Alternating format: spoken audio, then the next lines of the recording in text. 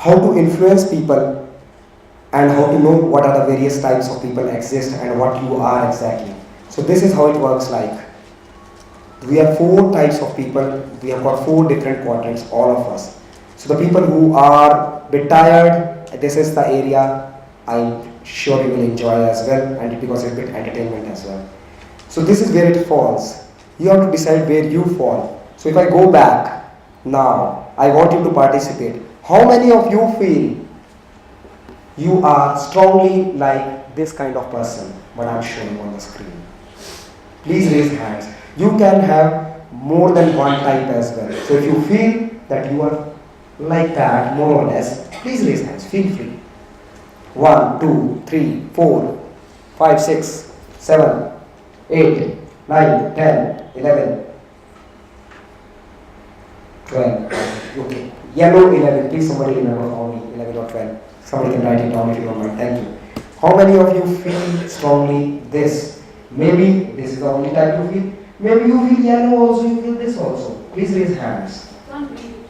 Sorry, I'm so sorry. Intellectual, rational, performance, facts, high-tech, financial, cause, discipline, tough. 1, 2, 3, 4, 5, 6, 7, 8, 9, 10, 11, 12, around 12. So more or less same. Okay, good. Just read out the first one also. Sorry, I will do that. Visionary, aesthetics, pleasure, a fantasy, high impulse, seeks change, risk, big picture, innovation, thinker, flexible. Is there any addition who have not raised hands earlier? If you have raised hand earlier in the yellow, do not do that, but if you not. If you're both? Yes, you can be in both also. 1, 2, 3, 4, 5, 6, 7, 8, 9, 10, 11, 12, 13. You are first time doing it for this one. So 13 plus 11. I got very good doctors, I must say. Okay. So nobody wants to raise further again on this one. Intellectual, rational, performance, facts, high-tech, financial, cost, discipline, tough. Any more addition? One more addition to the previous one I can see. So 13, 14 and 24 roughly on the other side, yeah? Let's see how many belong to this. High protect, form, reliability, organized, safekeeping, structure, needs to know, feeling, detailed. 1 here, 2 here, 2 here, okay? 3, 4, 5, 6, 7, 8, 9, 10, 11, 12, 13, 14, 15, 16. Alright. And how many want to go into that? High emotions, feelings, satisfaction, spiritual, people, caring, harmony, team, values, soft. Oh my God, typical Indians we are, all of us. Let me count. That's good actually. 1, 2, 3, 4, 5, 6, 7, 8, 9, 10, 11, 12, 13, 14, 15, 16, 17, 18, 19, 20, 21, 22, 23, 24, 25, 26, 27, 28, 29, 30, 40, 31, 32, 33. Wow. I'm sure Herman brain dominance will change its database for Indians. And they're coming here and I'll give them the feedback and the trainer will give it further feedback because I felt about the same at other places also. So that's absolutely different for our country, which is good actually, I feel. So where do you fall in? This is where you fall in. You are emotionally involved when you are red, vulnerable, empathetic, humanistic and intuitive. Were most of the nurses in the red, if I am right to say that? Where were most of the nurses? Which color you were in most of them? Sorry? Or did you not raise hands at all? Okay. Right, so these are the various things, but you can be critical, decisive, analytical, information and discriminating if you are blue. You can be playful, who likes surprises, open-minded, unpredictable and non-conforming if you are yellow. And you can be predictable, traditional, organized, reserved and punctual if you are green. But you may appear rigid, cold and calculating, ruthless, limited by need for proof or explanation if you are blue. Or people may perceive you unfocused, lazy, impulsive, brash, oblivious of deadlines and likes to guess kind of person as well. Or maybe if you are red, people may think you are oversensitive, unbusinesslike, lacking discipline and emotional, which majority of us are. We can be perceived like that, unfortunately, so be careful. Or you may be thought as a nitpicking, bossy, stuck in a rut or boring kind of personality. But why am I talking about it? That helps. That helps what kind of profession you are coming from. 75% of the doctors as per the database they have, which is quite huge, says that doctors fall in blue category, most of them. But that does not mean, I mean, they are 75% of the blue brain dominance. But they can have more brain dominance as well. To share with you, 75% of the people are doubly brain dominant and only 5% of the people in the world are wholly brain dominant. All four quadrants more or less equal. Superb. That's great. Okay, so these are the various professions where most of the people fall like. So if you're dealing with that particular group, you have good fair idea how you should deal with them given the brain dominance they carry. You know about it already by the research we have here. Not for Indian doctors, I would say though. Okay, but the important part is when you're communicating with them, you know if you're dealing with doctors, you have to act more on cerebral level because most of the doctors ultimately was on cerebral level, be it yellow and blue. So critical analysis, minimal details, facts, no fluff, which I'm trying with you, and technical accuracy with goals, objectives and data and fact-based charts, and pretty clear and precise info shall be shared when you're speaking to them with a bigger picture kind of thing. But if you are dealing with nurses who are more on the limbic system, then these are the things which you need to be careful of with details, open informal discussion and with good inputs and contingency plan and writing in advance.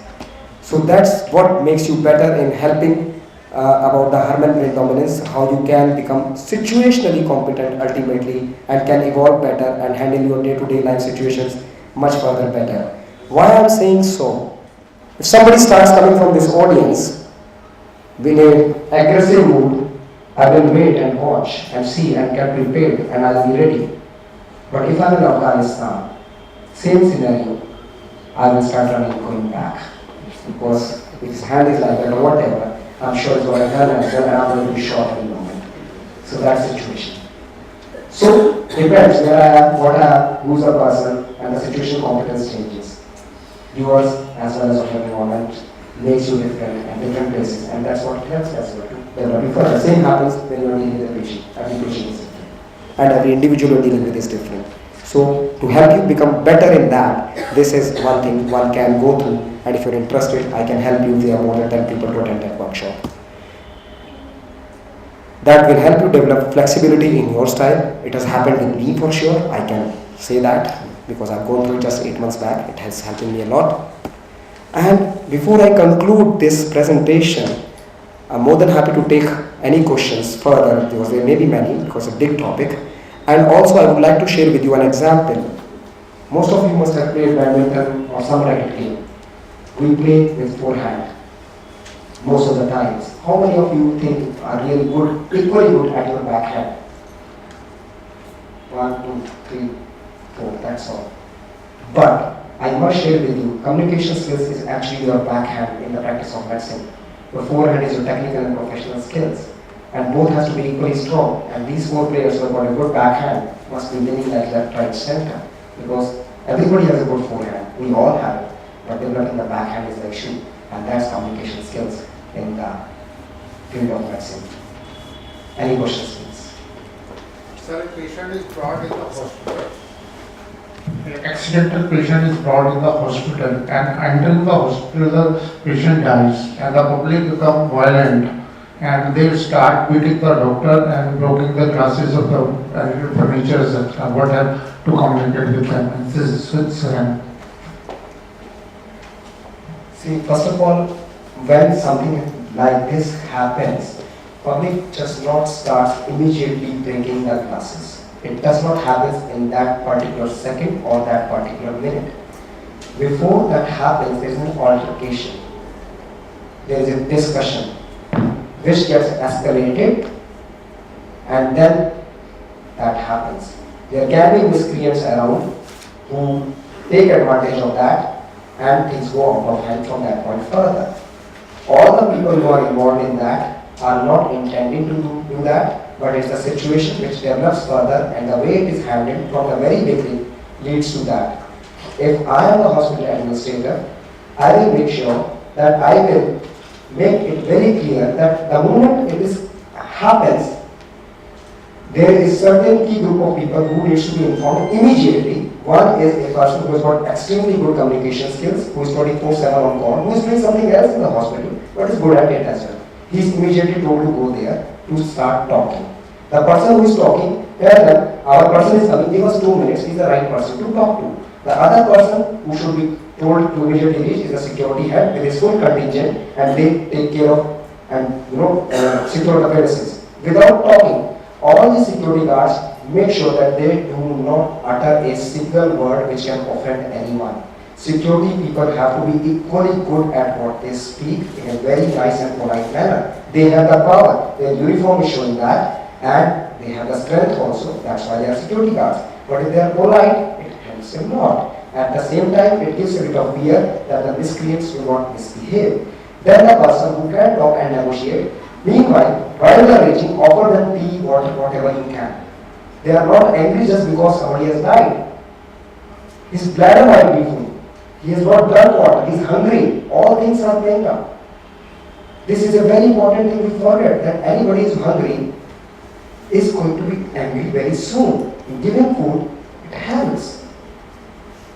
Just small few rupees, that will save you 1,000 rupee glass. What's the big deal? We offer them and it helps. If you look at ourselves, I work in emergency department. The research has recently come. If we emergency doctors do not go for our relieving our bladder, our judgment goes haywire like equivalent to an alcoholic person. That has come in the research just few months back. So how can the judgment of that person will be adequate, which if he is not having his day-to-day needs fulfilled? So sort him out, give them a place to sit in. Treat them with full immunity, say that we are there for you, please sir come in. Let them shout. As long as they are shouting, not breaking anything, please be patient with them, speak to them, give them full respect. And get all the people, somebody else is making the operation, getting ready, all the people, because somebody can get miscreant also. But most of the time, and I feel my personal rating is 90% of the time, we do make some loose statements and then we have it. I'll give you a situation. Sometimes back, I was sitting in a general OPD. My resident was sitting with him, and the patient came. But the patient was not attended in time. The doctor told the patient that, don't you understand? The whole night I was awake. There was 11 emergencies, 2 people died. How can you expect me to be in this state of mind? And the patient told him very politely, he says, Doc, I have come here to see a doctor. You are sitting here, I want your 100%. I don't care what happened to you. If you are not in a frame of mind, please go ask somebody else to come and sit. If I am coming here, I want my 100%. Now what happens is, in the ER, when we go through the cases in medical council and when we see patients, most of the patients where they break everything. When a patient comes to the ER, patient expects that as soon as his ambulance or his car reaches at the door, somebody is waiting for him 24/7. He wants the wheelchair to be there. He wants a stretcher to be there. He wants the patient to be wheeled in. And he wants doctor to be there at least within 60 seconds. Within 1 minute, he should be attended for. If the patient dies, the relations will think that these 2 minutes were crucial. The doctor saw him after 2 minutes, and in these 2 minutes, if the patient would have been seen, my father would have been survived. And that starts the process of breaking everything. They start getting agitated, they start getting everything. That's what it is. And that's what is the golden time, that you need to anticipate and give care. If you give care to somebody in time, and you don't know anything, as I said, 75% you can make a lie and yet come out with your communication skills. That's what patient is expecting. Very valid point here. I'll come to you, sir. I just add on something which came to me, but I'll come back to you and just spark you for a moment. First of all, the first thing is attending to a patient. We know that the patient is going to die after not being forcing for 2 minutes, we will not be able to salvage it, but the patient does not do that. Number 2, this is a corporate hospital. They have come with expectations, they are ready to pay the money. Why they should not the patient be seen immediately after reaching here within first minute? I'm not asking for a doctor, I'm asking for a nurse, a well-trained nurse who can take all the vitals and all that and see that what's the status of the patient. She knows that much, she can raise the flag, and if the patient is critical, she has the right to call directly the intensivist, not only the emergency team doctors, because they will be doing the same thing.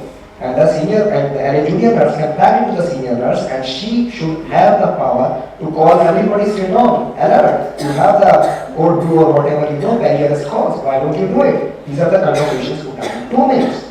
So anybody can do it, any nurse can do it, and she should do it within 2 minutes. Why will the patient feel bad?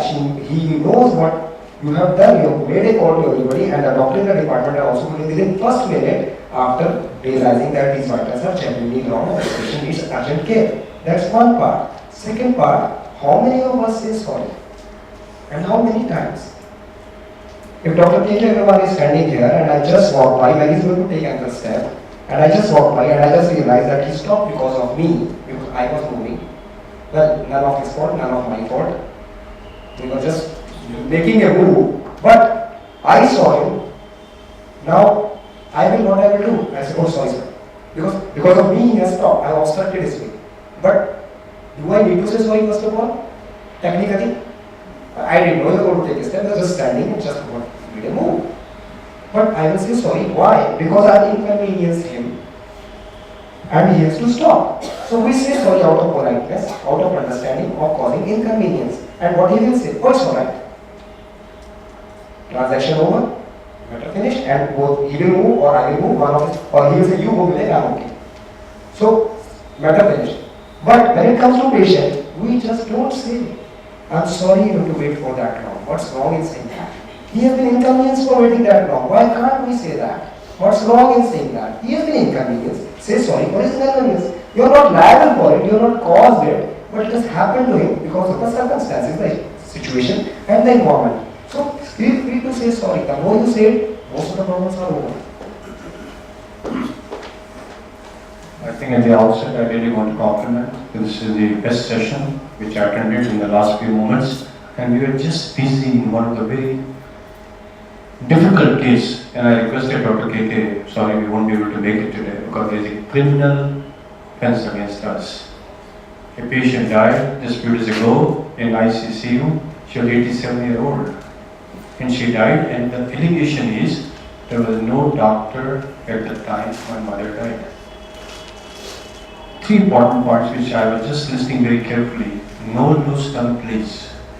Have a stability of mind, patient, in compassionate approach, and I think we did that. I reached there, by the time I reached, patient was dead. I agreed, patient died.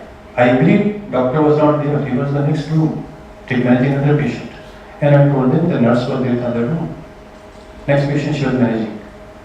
I went out, there was a mob of 40 people. They all wanted to attack on me. I was alone. Dr. KK was not there to save me. But I went there and I virtually pleaded, requested them that whatever the allegation will take, but as a matter of respect to the departed soul, let's do something for this for the time being. The matter diffused. And I pleaded 3-4 times. And matter diffused. I was very humble, very polite, very stable, never lost my temper. But the matter continued 4 days after that. On 4th day, I went to their house for that ceremony, whatever is that cultural activity they have on 4th day. I went, I didn't know them well, but still I went, as a matter of respect to the departed soul. So he was very happy that he is coming. And then after 3 days again, she sent an email to the NABS, to JCI, to Supreme Court, to criminal case, these 9 places. And we got a written letter also. Today he came, we diffused the matter in 2.5 hours. And the best thing was, I think it has been mentioned already, we were very kind, very humble, very polite. And what was the feeling he told? Sir, only one feeling, that I am feeling of guilt. That at the time of death of my mother, nobody was there. We explained them, you understood it, matter diffused. That's it. So what is the lesson? The lesson is same thing. Be humble, be very polite, be compassionate, and Dr. KK was pointing out, don't say, I was managing 12 patients in the night. If you are not in the frame of mind, please don't sit for the duty. Let somebody else come. But you can't take a patient for granted. You have to be very humble and polite and in positive frame of mind all the time, even if you are tired. Thank you very much for giving me the chance. Exactly. What you just said the gestures and whatever the way it was said. But I'm adding a bit further. Speak it out. I'm very sorry for what you are going through. Verbalize it. Practice it. Say it to your son, your wife. I do it every day. That's what I'm able to do with my patient. But when I was growing up, this word did not exist in my family. It was understood because it was via gestures. That's how we were brought up. But I learned from my wife and from these courses, learn to speak sorry and use it and see before sleeping. Check how many times you said sorry, where you have actually not said otherwise from now onwards. You will see the difference coming in and the development and the relationship building up further, be it with your colleagues or your patient, and your life will be better, including with your family and friends as well. One word, sorry. That doesn't mean your life will committed a crime or a mistake. It's for the feeling what happened, for be it small amount or be it death. So, any questions at this point? Okay. Okay, I'll move on now further summarizing it. When to communicate, of course, when there is high concern, low trust, or high concern and high trust, and low concern and low trust. But it's optional when it's low concern and high trust. Of course, the key points are that very structured training is available in communication skills. If you want to evolve further, utilize them. They are very much available. Dr. K. K. Agarwal is the right person to approach. I will share with what more I have in details further with him. And there is improvisation you can make of your awareness of yourself and other people by going through brain dominance models, by learning, because that will make you more situationally competent and make you better communicator as well. And transaction analysis is one thing we do day to day, be it our team members in work or be it our family, and that helps in improvising further your lifestyle and professional life as well. I must thank the Trainer Development Program, East of England Degree. From here I started learning all these things. The MDU UK, who has happily shared with the agreed to share these images as well as the two articles on the communication skills, be it with patients and doctors, as well as the HBDI, and along with that MPS UK, I had the chance to attend the workshops like mastering your risk and managing adverse outcome, and I got the assist model from them. There is a ERAS company also which conducted a communication workshop for one day for the senior doctors and the CEOs level together, how to conduct the board meetings and various tricks, from where I got the transaction analysis instrument, and the education department who has been helping me evolve, and they are supporting me for a £1,000+ course for which only 15 people in the UK go for per year at Cambridge for communication skills, and I have been shortlisted nationally, and I'll be going there in May and hope to evolve further and will be able to share more better things next time if you give me the chance. This is the kind of feedbacks we get, and the red is the color which is excellent, which is I think reasonable at this point of time. After doing workshops, 5th one, I had a chance to get to that level, and with that, of course, I want to thank you all again for being so interactive and a wonderful crowd who want to evolve further. I can very much see, and I'll be grateful if you would like to join HIFA 2015, which is Health Information for All. The pamphlet is circulating. You can just sign with your email with your consent.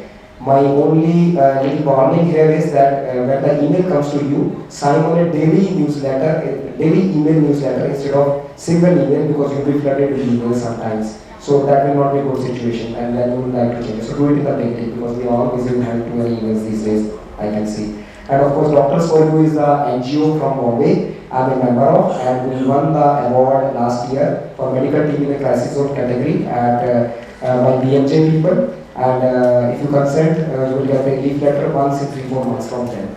And with that, I would like to end and request you for giving the feedback in writing as well, please. Thank you so much. And we have a workshop again after 15 minutes.